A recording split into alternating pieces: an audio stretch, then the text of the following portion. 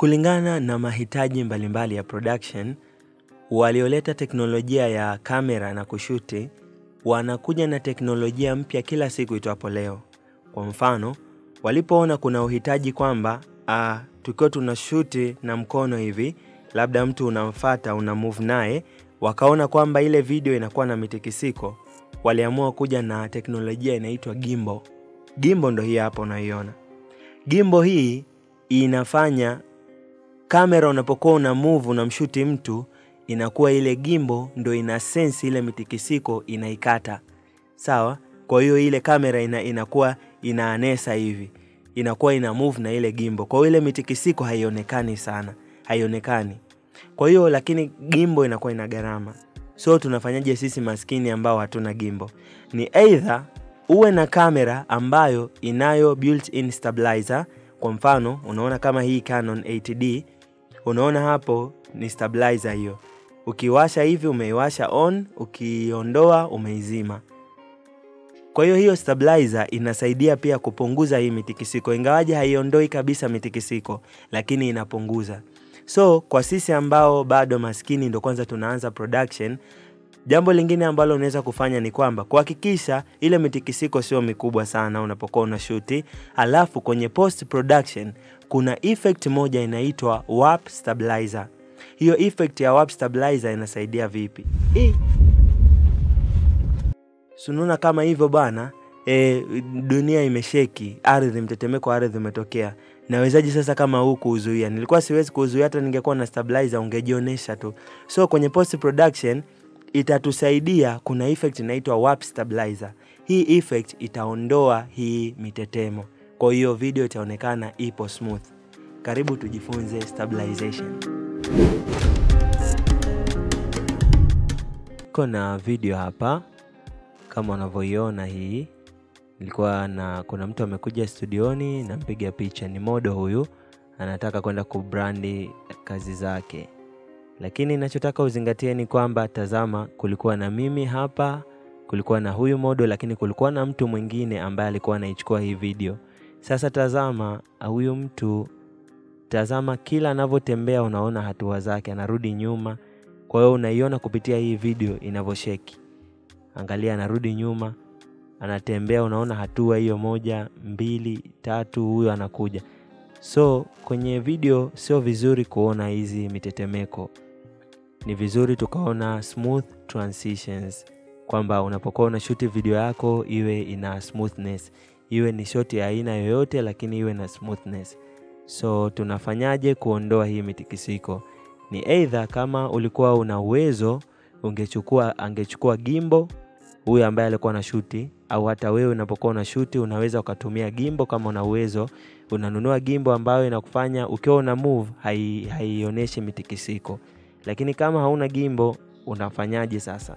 Umesha shuti na video ndio hiyo ina mitikisiko. Tuta add effect moja inaitwa warp stabilizer. Unaipata wapi hiyo effect? Unaipata hapa.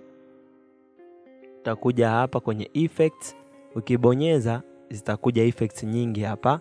Kwa hiyo kuna effects za video effects, kuna audio effects, kuna audio transitions, kuna video transitions na kadhalika na kadhalika. Ukiwa unataka kujaribu transitions, utafungua, utatafuta labda transition hii unataka kujaribu, utaichukua, utaiweka hapa. Lakini kama unaijua jina la hiyo effect, unaweza tu ukaiandika hapa juu. Kwa hiyo kwa kuwa sisi tunaijua, tutaandika inaitwa warp stabilizer. Unaona nikianza tu warp inakuja hapa warp stabilizer. Lakini natamani uone hizi effects unaweza kuzicontrol wapi. Utakuja hapa kwenye effects control. Angalia, unaona hii video ina sifa hizi hapa. Hizi ndo sifa zote za hii video. Kwa hiyo ukitaka kuifanyia motion utaifanyia hapa, utapafungua, utafanya motion labda kwa iwe position fulani. Kwa mfano hapo naweza ni move, unaona? Hizi ni sifa za hii video. Kwa hiyo tukitaka kuweka effect pia tutaiona hapa. Kwa hiyo nikichukua hii warp stabilizer nikaiweka, utaiona imeongezeka hapa. Itakuwa ina stabilize hapa, unaiona inaenda. Kwa hiyo wakati naendelea kustabilize, nikwambie kitu muhimu sasa. Hapa chini kuna kitu kinaitwa smoothness. Smoothness ni kiwango cha ule kuondoa ule mtetemeko iondoe kwa kiwango gani. Hapa tumeweka 50.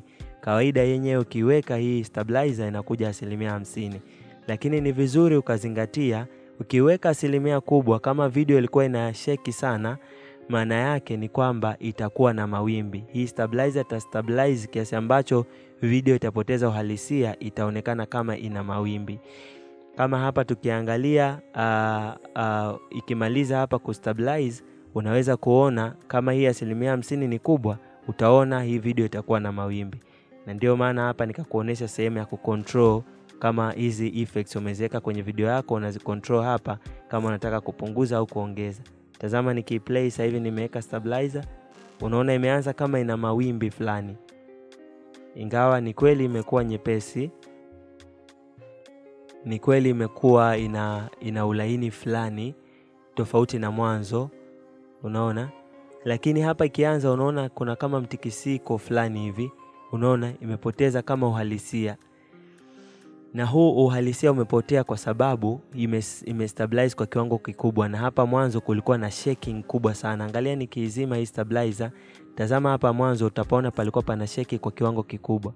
Umeona Tazama tena. Unaona pamesheki kwa kiwango kikubwa. Ndio maana hata ukiwasha stabilizer utaona hapo pamepoteza uhalisia. So unafanyaje kuipunguza kidogo? Utakuja hapa, utaibonyeza, utasema unataka kustabilize kwa 1% ngapi. Huwa napendelea sana kuanza na 1% ndogo, kwa mfano 7. Nikibonyeza tu pembeni itastabilize hapa. Na inapokuwa ina stabilize ikimaliza unaweza tukuplay hapa. Unaona nikiplay kidogo kuna uhalisia.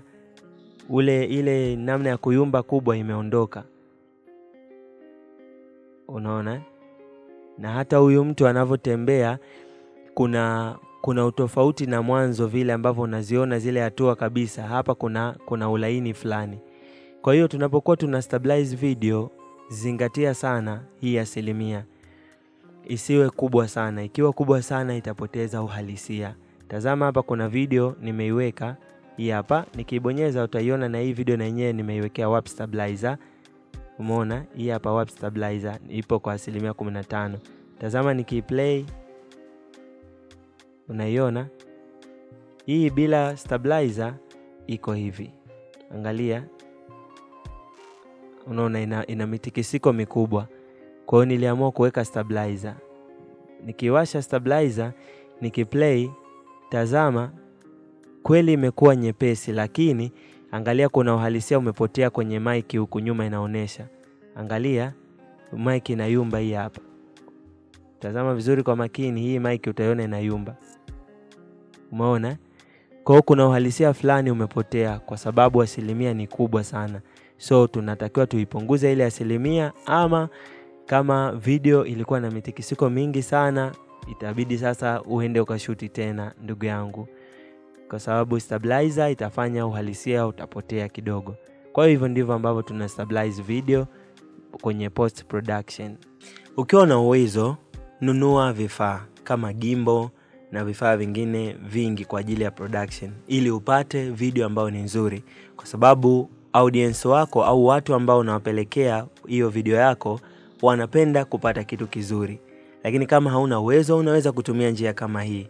Lakini next time tutajifunza transitions. Yani kwamba ukiwa na video yako sasa unaiedit, inakuwa ina transitions nzuri mbalimbali. Labda hapa umeona kama ukurasa umefunguka, hapa umeona labda kama drafti na kadhalika na kadhalika. Usisahau kusubscribe, kulike na kubonyeza alama ya kengele, ili siku nyingine ninapoweka video tu nyingine unaipata taarifa na unaweza kuiview. Until next time, Production Soul, break free guys. Peace out.